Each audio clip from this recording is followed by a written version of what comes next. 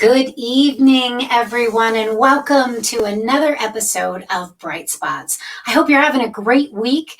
It has been a bit of a challenging week so far for me, and I'll just share a little bit with you. I have more respect than ever for moms who work from home with toddlers.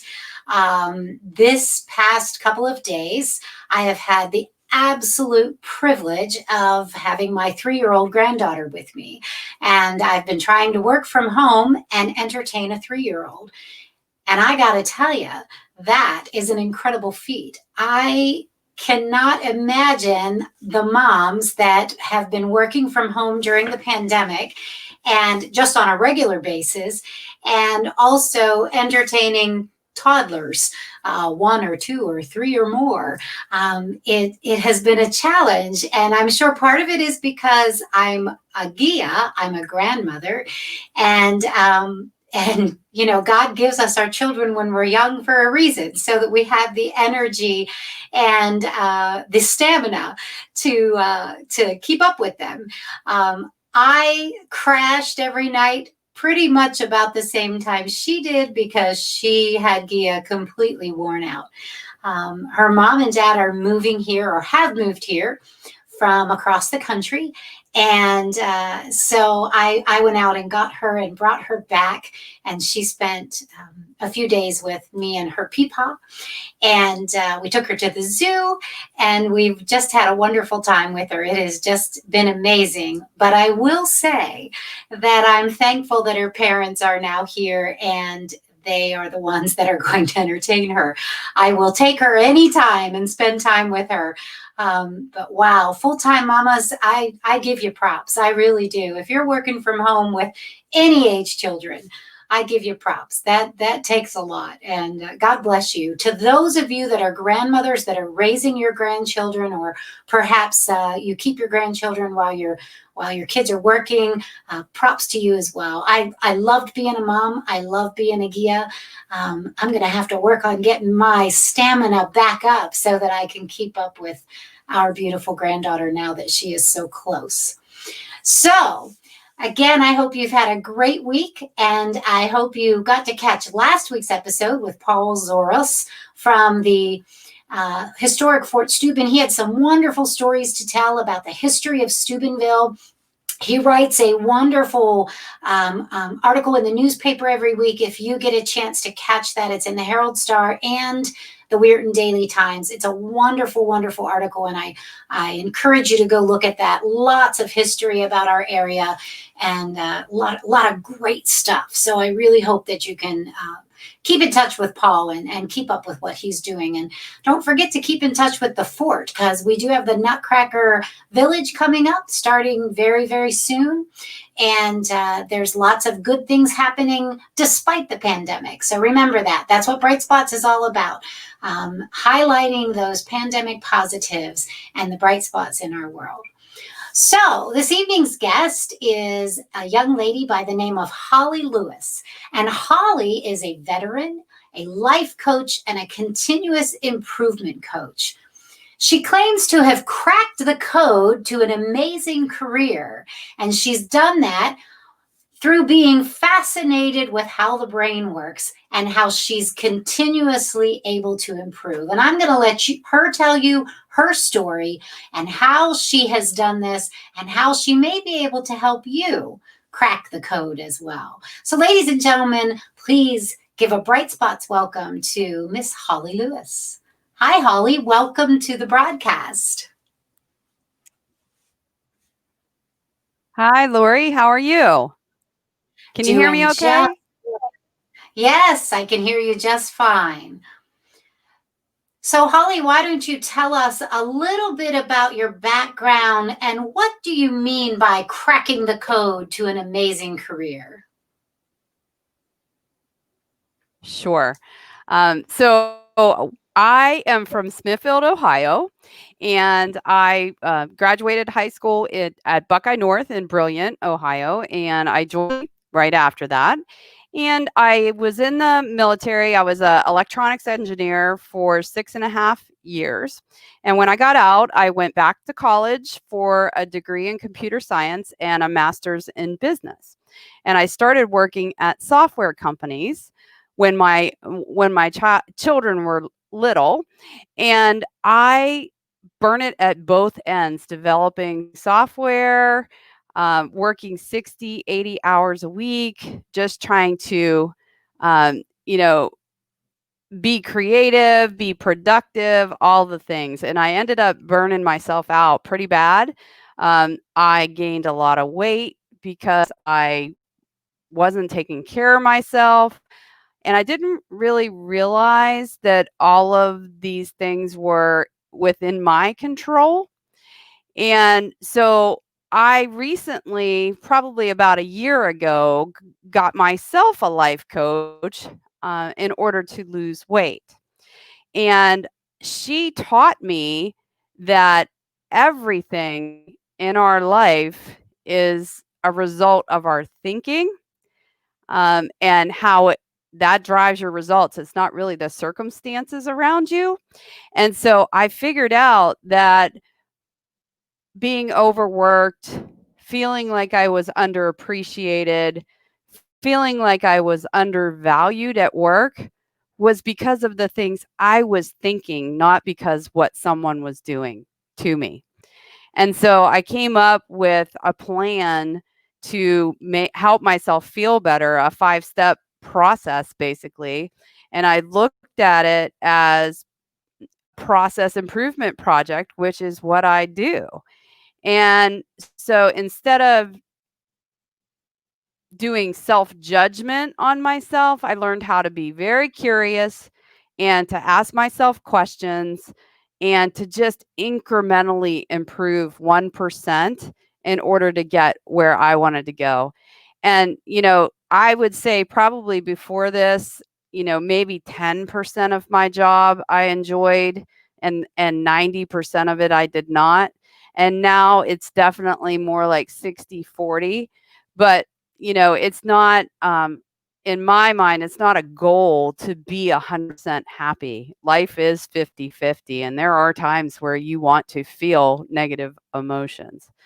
But this whole life coaching thing was just really interesting to me.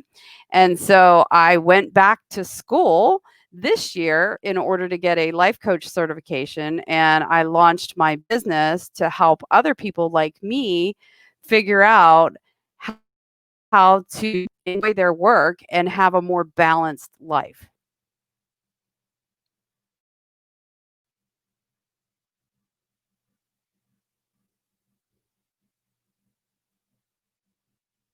I think you're on mute, Lori.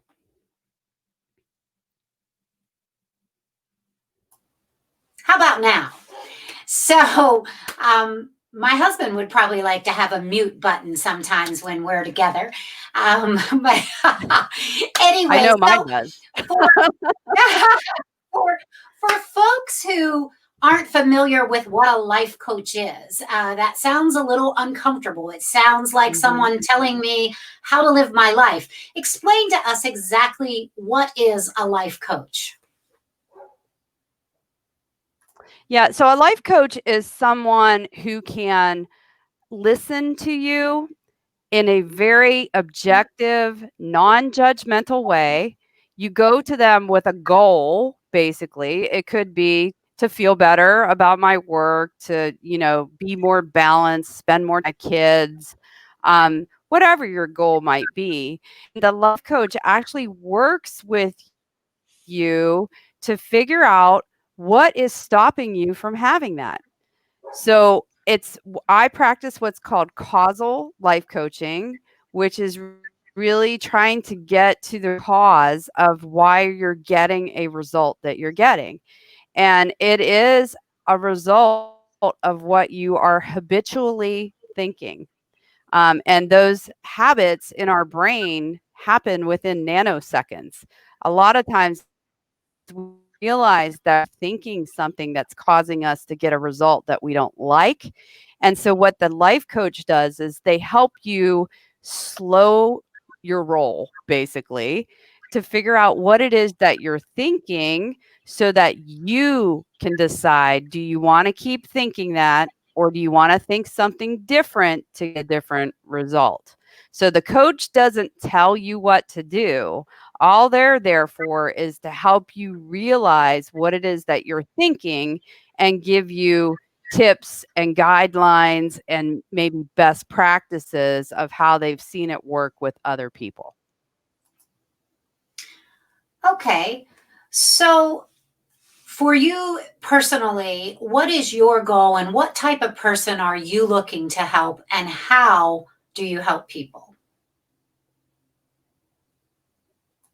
Yeah, so my goal is I really want to just help people become more balanced about work, because I really wish that there would have been such a thing as a life coach for me, because I know personally I I did not spend enough time with my kids when they were younger. That's just, I don't beat myself up about that, but that is definitely true because I overworked.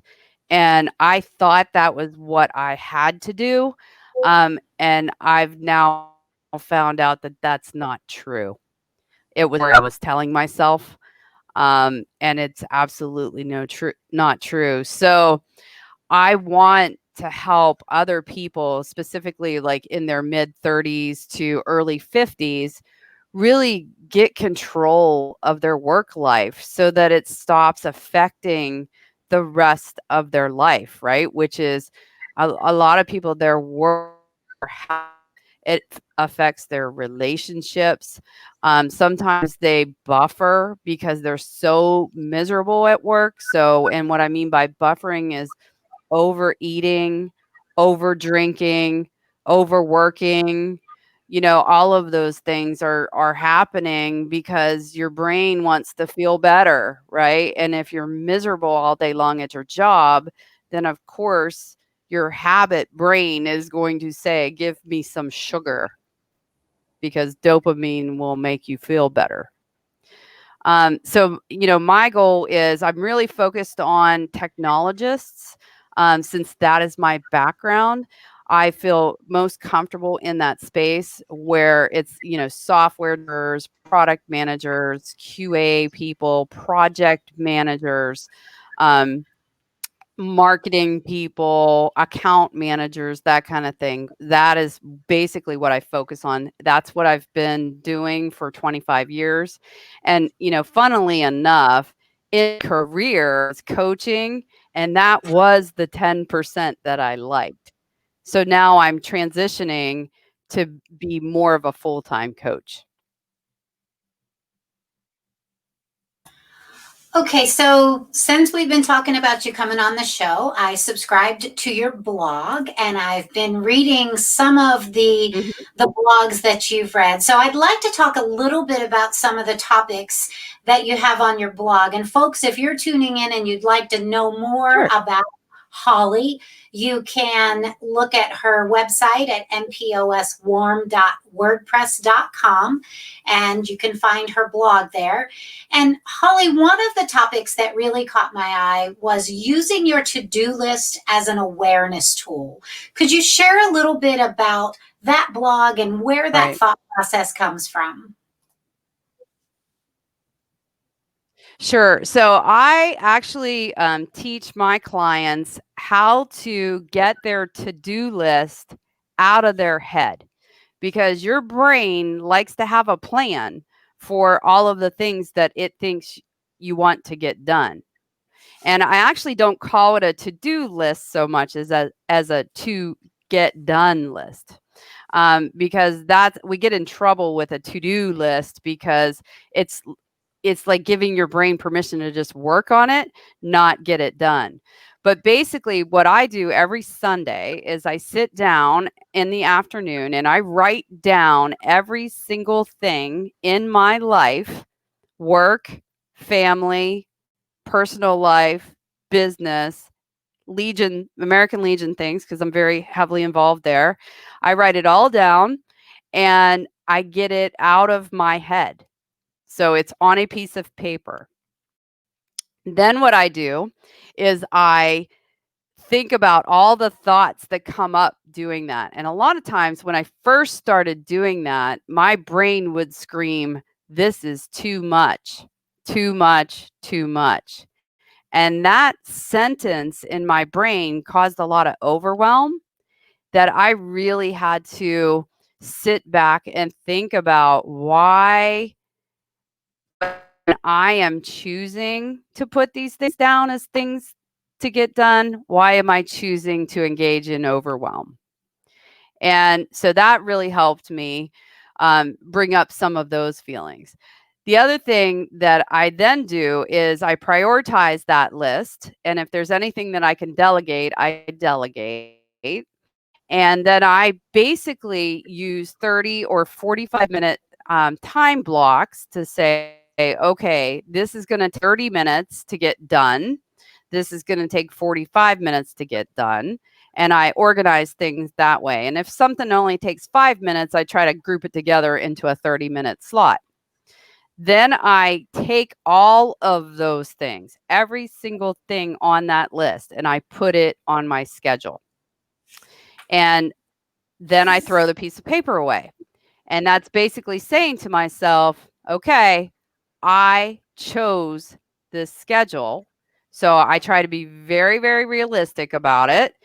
I try to make sure that I have plenty of time for exercise, for meditation, for reading, for needlepoint, the things that I like to do as a hobby.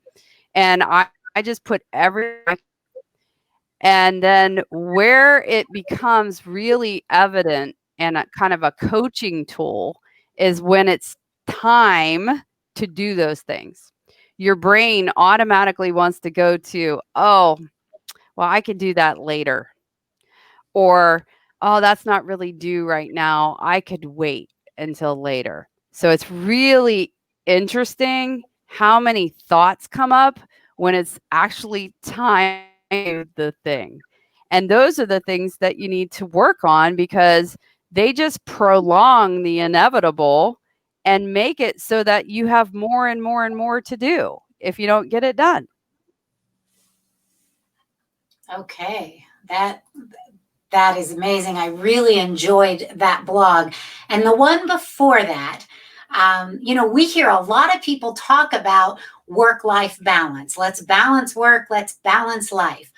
But you're saying Yep. stop chasing the Yep. work life balance. So, share a little bit about that insight because that was Yep. another one that just really hit home with me.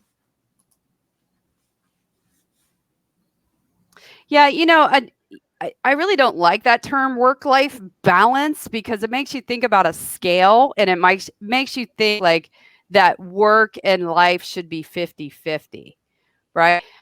I don't think that's necessarily true. I think there's times in your life where your home life might be 60 and your work is 40. And I think there's times where you might have things going on at work that you're like 60, 70% and there's 30. I think what you want to strive for, at least what I try to strive for, is did I decide, did I choose what I'm doing? And two, am I in harmony with that? So I don't really like the work life balance term. I do like the word harmony because I think harmony makes a lot more sense, right? So if I am overworking and it's starting to affect my personal life, then I'm out of harmony. Does that make sense? Yes, that absolutely makes perfect sense. And folks, if you're interested in reading some of the blogs that Holly has written, you can subscribe right here at mposwarm.wordpress.com. Be sure you subscribe. You get a blog every time she writes one, and they're very insightful and some really interesting topics. And so I'm going to shift gears just a little bit and talk about OPOs. I thought that was a cool term. Other people's opinions. So share a little bit about that blog, and then I'd like you to go right into comparing ourselves to others because those two blogs back to back As Sure. women, especially, and I'm sure men deal with it as well, but I think as women, especially, these 2 points really resonate. They really do. So if you could touch on both of Yeah. those, I think that would be great. Sure. So OPOs mean other people's opinions.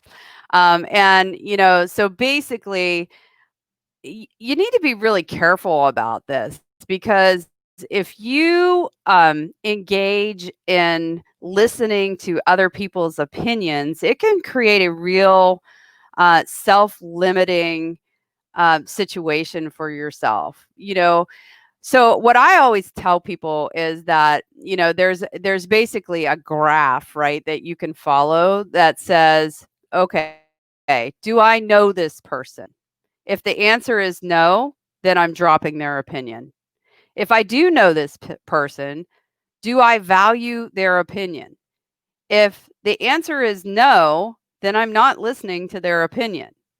If the answer is yes, I'm going to ask myself, did they give their opinion based on their love for me or not? If the answer is no, I'm dropping their opinion. If it's yes, I'm going to consider their opinion, but I'm going to do what's best for me. And that truthfully has gotten easier as I've gotten older. I think when we're younger, it's easier to people as an authority figure and that they know better than we do. And I still see even women our age who are more concerned about what other people think and say than what they actually think and say. And you don't it doesn't have to be that way. You really can use a process to say whether or not you want to even take into consideration someone else's opinion.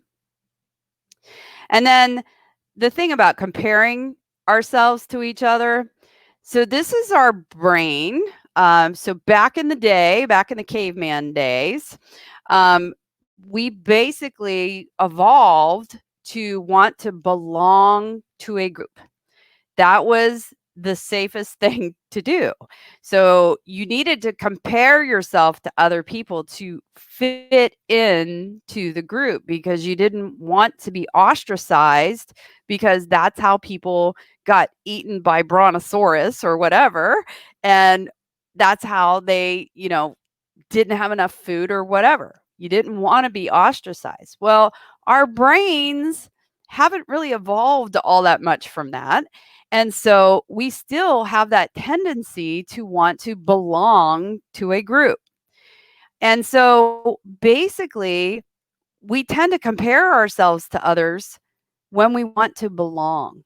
And Facebook, Instagram are prime examples of only seeing what people want you to see of their life. And so people get confused and think that they should be comparing themselves to these elaborate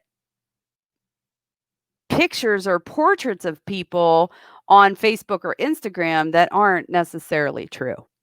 That's why, on Facebook and Instagram, I try to be very, very authentic, and let people know that, I have good days and bad days, right? I try to be very authentic in my presentation because especially for young girls, this is it's very, very detrimental to them to be, thinking that they're comparing themselves to perfection.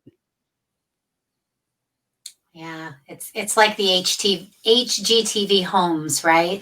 Everyone wants the HGTV homes that Right. they see on TV, and they're few and far between, right? So, and everybody's house gets cluttered and messed up. That's just the way it is. That's unless they're not living in it. So, Yep, yeah. that's right. So, Holly, one of the other things that I notice is kind of an ongoing theme in your blogs is stress and how stress affects us and how we need to pay attention to the Mhm. stress in our life. Why is that such a hot topic with you? I think, based on my career, there was a lot there's a lot of stress in technology, especially in my line of work. We made pharmacy software, so there was a lot of responsibility in that software, meaning that if things weren't right, we could potentially harm someone. So there was a lot of stress, a lot of expectations put on us for, how fast we would put out software, how good that software would be, and stress is a feeling, and I think one of the things that I've learned in the last 6 months to 6 to 9 months is that we tend to suppress our feelings instead of accepting them. And I think a lot of this has to do with the way that you were raised and whether or not you were encouraged to talk about your feelings, and say that you were feeling a certain way. Most people, when you talk to them, they know angry, sad, happy, mad, and stressed, I think. Um, so, it's really about trying to broaden that feeling horizon and to use those feelings really as an indicator that maybe something needs to be tweaked. So instead of um, judging yourself for feeling stressed or thinking you're less than, or something's wrong with you because you're stressed, really, it's just an indicator that, hey, maybe you need to talk to somebody. Maybe there's something different that can be going on. One of the things I think that's a huge contributor to stress is not taking care of yourself. So we get these ideas of, I don't have enough time to exercise or walk or drink water or eat right because I'm working all of the time. But unfortunately, when you do that, it just makes the working more stressful because you're not hydrating, you're not, getting stress out of your body, you're not sleeping well, and all of that just adds to compound stress. And it just snowballs after that. And unless you get a lid on it, it usually results in hospitalization, you know, some sort of medical problem. It just, I think they've proven that arthritis comes from stress now. Type 2 diabetes has a lot to do with stress. It just is something that I really feel strongly about that can be managed by how you think. Yeah, that's stress definitely plays a part in all of our lives. And, finding ways to relieve stress is often the challenge. What works best for you? hmm Yeah. So I have a hobby of needlepoint. Um, so I schedule time multiple times a week to just sit down and do needlepoint. It just helps me to relax. I also walk every day. So I get up fairly early and I go for an hour walk every single day before I start working. I also drink 100 ounces of water every single day, just to hydrate the flower because the flowers need to be hydrated. And I also make sure that I sleep at least 7 to 8 hours a night. And, when I don't, I make sure that I catch up because when I find if I don't get enough sleep, that really affects how well I do in handling my emotions, especially eating too. I tend to if I'm tired because I want some sugar to wake me up. Sure, sure. So, there's a lot of talk these days about self care. If we don't take care of ourselves, we can't take care of others. Mhm. We hear that all the time. One of the Right. comments that you have made on your site Mhm. is lack of self care leads to burnout. Can you explain that a little bit? Mhm. Yeah, if so when I talk about self-care, I am not talking about pedicures, manicures, haircuts, any of that kind of thing. I am talking about taking time to make sure that you are physically and mentally healthy. And what that looks like I said before, is walking or drinking water. Journaling is another thing that you can do. Um, I write down 3 things every day that I'm grateful for. And I also write down what I was thinking when maybe I had strong emotion. I just feel like if you don't take that time for yourself, then you're gonna be more and more and more stressed and anxious. You're gonna get less and less and less sleep when you're anxious, and you're gonna eat, wrong things, all of, that kinda thing, and you're also going to, just keep burning it until you burn out, right? And basically, burnout is, a form of depression, and so if you're not taking care of yourself, then you're gonna burn out or become depressed. So, And folks, that if you're is just step number 1 in my coaching program is to help. Oh, I'm sorry. no, go ahead. Yeah, that is my coaching program, is that I really dig into, self-care, and I'm a big believer in 1% improvement. So I don't ask people to go to, "Oh, I want you to walk for an hour." I say, "Can you walk for 5 minutes today?" Right? Or, "Can we turn our notifications off on our phone?" Can we not check email after 6 o'clock? Just something small so that you can start to give yourself evidence that you can do these things. And that it's not because your brain doesn't like big change. So I find that incremental improvements in self care go a long, long way. It's funny because some of the things you mentioned, like turning off your phone notifications or not checking email after 6 o'clock, gives me pause, which probably means that I need to practice some of that. And I think maybe a lot of what you're talking about is that we have totally overextended ourselves. We have become so connected to our work and trying to find that work life balance that the harmony is out of sync, um, which is Yep. really a challenge. Yeah, I think it's a challenge for all of us.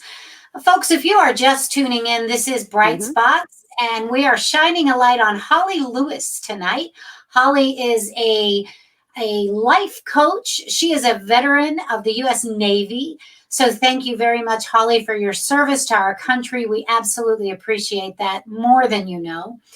And we really enjoy hearing what you have to say. If you'd like to know more about Holly or to read her blog, which is truly wonderful, and you can have it delivered to your email so that you can read it at your leisure, it is mposwarm.wordpress.com. And I'm just curious, does MPOS Warm have a significance, Holly?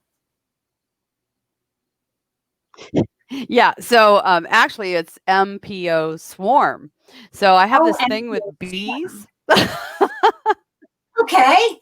Yeah. So I have this thing with we have bees on our property. So we have a friend of ours who is a beekeeper, and we have a lot of bees. So the MPO is mindset productivity optimization.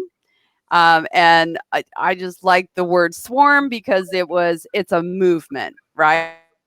So a movement of like-minded people. Oh, I love it. That's great. I knew there had to be meaning behind it.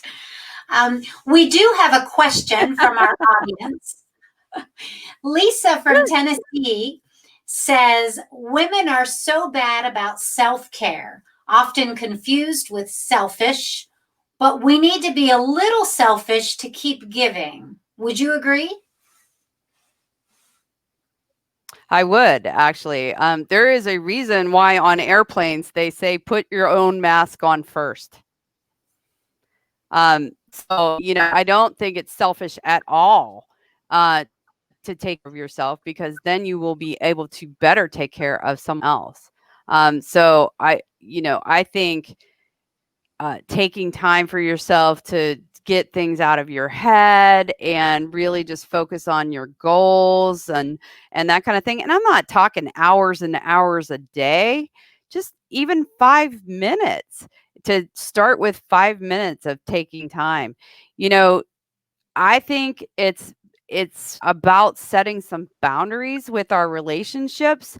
If your family has a problem with you taking 30 minutes for yourself, there's something else going on there. So 30 minutes is nothing to go for a walk, to go to the gym, so that you can be a better person in your relationships. And I think if you personally look at it that way, then it's much better, right? So you instead of thoughts that, I shouldn't be away from my family, that's causing you to feel selfish, what you would want to do is time for me so that I can be in sync with my family. Okay, well, Holly, we're going to take a minute and share the screen and show your website so that folks can see what that looks like. And let me Sure. get back to the home. I'm just zipping through here. Let's go to the home page. There we go, folks. So there is Holly's website and her beautiful picture with the American flag. We love that. Again, if you are looking to find out more about Holly, you can visit mposwarm.wordpress.com and learn more about what Holly is doing. And Holly, you are offering a special right now. Is that correct? A 30-minute evaluation free? So I do free sessions. If someone is interested on my blog today, which was just published a little while ago, there's a link at the bottom of it on the article that you can sign up for a free session on my calendar. And I use Zoom, which so it's all virtual. Oh, I'm sorry. I put the free course on that one, but they can email me or just contact me on my Facebook page at Holly Lewis Coaching or on Instagram at Holly Lewis Coaching to set a free 45-minute session where I'll just talk to you about what's going on, what is happening at work, what are what's not working, because I will tell you, changing jobs not going to fix this. Trust me, I tried that route. Um, so I was burned out. I burned, yeah, I was burned out, and I changed jobs, and I was good for about 6 months, and then I got burned out. So really, it was about fixing my mindset that helped me get to a better place. It wasn't changing jobs. All right. So And then life coach, I can explain how it works. And go ahead. yes. No, please explain. Explain how it worked. That sounds great. Yeah, so it's basically a free coaching session, and we talk, and then at the end of it, I basically tell you how I can help you, what the program kind of looks like, and the price. So, and then we go from there. Okay, that's pretty straightforward and easy. Yes. Hmm. So, all right, folks. So you heard it here. You can visit mposwarm.wordpress.com to learn more about Holly Lewis. And Holly, life coaching is relatively new. Are there a lot of life coaches out there? I think it's becoming more common now. Life coaching's actually been around for probably about 15 years. And but I think it was probably more readily available in urban areas, I would say. I will tell you, like, even in my class, there were, I think, 600 of us, right, that just went through this most recent class of 6 months certification. I do think that there are more and more life coaches coming out into the world, and all of us focus on something specific, right? There are general laws of that you can find, but mostly life coaches have a target market, right? That they're more comfortable with. You'll see a lot of coaches in the weight loss arena or in the over drinking arena. um, but you'll see career coaches, executive coaches. A lot of executives at companies have a coach that they pay a lot of money for to help get their minds right. These are like CEOs and COOs and that kind of thing of big companies. So I think those kinds of coaches were more common. Um, Probably a couple of years ago, but now it's becoming even more common for coaches because there's a lot of anxiety in our society, and I think people are just looking for ways to deal with it, the stress and the anxiety. So when I think back, our parents, their era, I think the idea of a life coach back then would have been um, even more uncomfortable than it is today and probably unacceptable. But do you think today, because we are so spread out and we are so overstressed and jobs are so much more demanding, I guess, and there's more working moms and dads than there used to be, do you think that's why we're more open to allowing someone like you, like a life coach, to come into our space and help us navigate? I think there's been a lot of good work done in the last couple of years about mental health, mental well-being. And so I think that's probably helped a lot, right? I mean, because that's what a life coach does is they help you with your mental well-being by showing you what you're thinking and giving you techniques on how to change that. So I definitely would say I think it's because just there's more awareness about mental health and mental well-being, and how that affects your physical health and your relationships than there ever has been before. That makes perfect sense. Absolutely perfect sense. Well, Holly, is there anything else that you would like our audience to know that we haven't already talked about?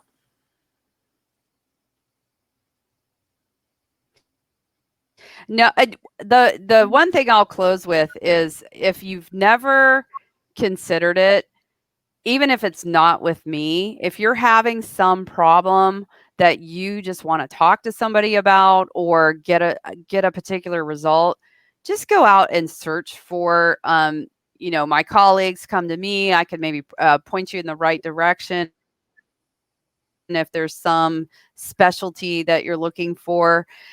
It changed my life. I It really, really did. I lost like 40 pounds. I quit smoking. I and I lost 40 pounds and quit smoking at the same time.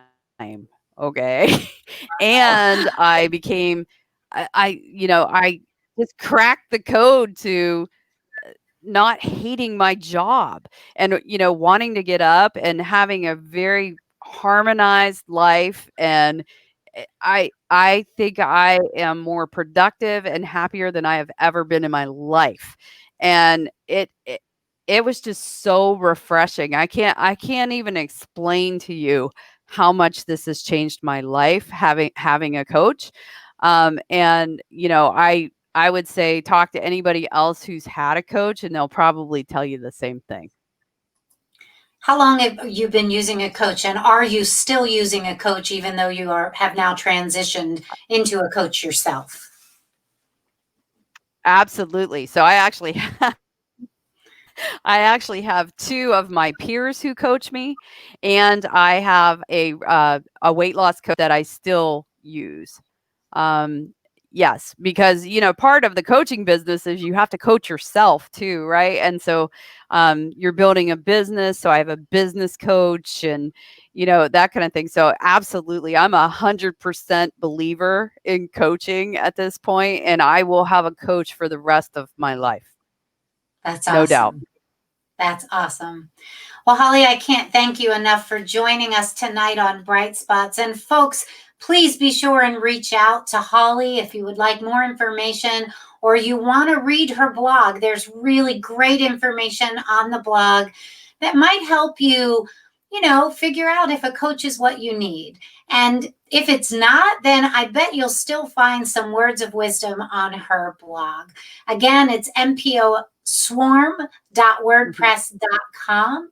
And I'm sure that Holly would be willing to answer any questions that you have. And hey, take advantage of a 45-minute session, have a conversation, find out if a coach is what you want and what you need to help you find some harmony, not balance, harmony in your life. And if those of you that know me, I love harmony. Right. So let's find some harmony, folks. That sounds really good. Hey, I invite you to come back again next week, folks. We have Yep. another great show planned for you. Please be sure and stop back. And I'm Laurie Labishak, your happiness ambassador. I hope you have a wonderful rest of the week, and I hope to see you next week on Bright Spots. God bless. See you soon.